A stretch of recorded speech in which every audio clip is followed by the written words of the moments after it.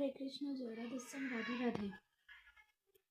আমি বুঝতে পারিনি সামান্য কাশি এবং জ্বর থেকে এতটা বাড়াবাড়ি হয়ে যাবে।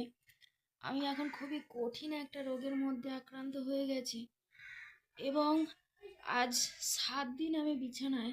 তার মাঝে মাঝে একবার করে শুধু ডাক্তার, 3টে ডাক্তার অলরেডি আমার পাল্টানো হয়ে গেছে।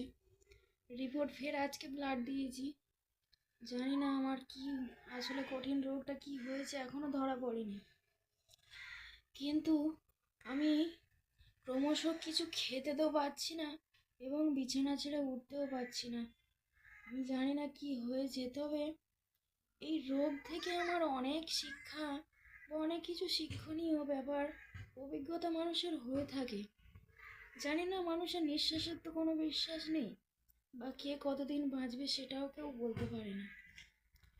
তো আমি মরে গেলে একটাই অসুবিধা কি, আমার ছোট ছোট বাচ্চা তারা অনাথ হয়ে যাবে। জানি না গোবিন্দর কি ইচ্ছা।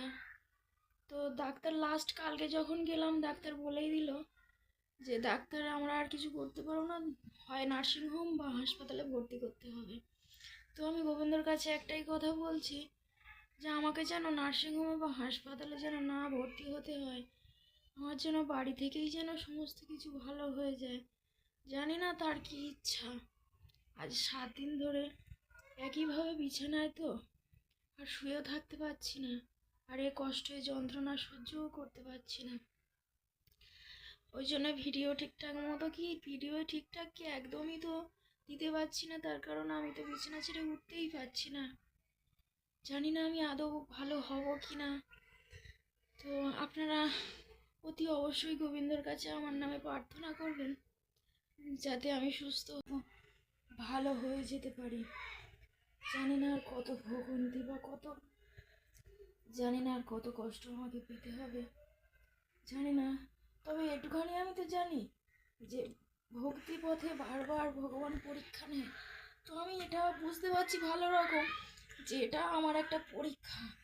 ভগবান আমাকে পরীক্ষা করে দেখছে যে এত শরীর খারাপের মধ্যেও আমি তাকে ভুলে যাই না মনে রাখি। ভগবান আমাকে হয়তো এটাও পরীক্ষা করে দেখছে, আমি হয়তো বুঝতে পারছি না, কষ্ট পাচ্ছি বলে হয়তো সেই জন্য বারবার কষ্ট করে বলছি। সবই তার ইচ্ছা, সবই তার লীলা, তার মহিমা। তো যাই হোক, অবশ্যই সবাই ভালো থাকবেন, সুস্থ থাকবেন। হরে কৃষ্ণ, রাধে রাধে।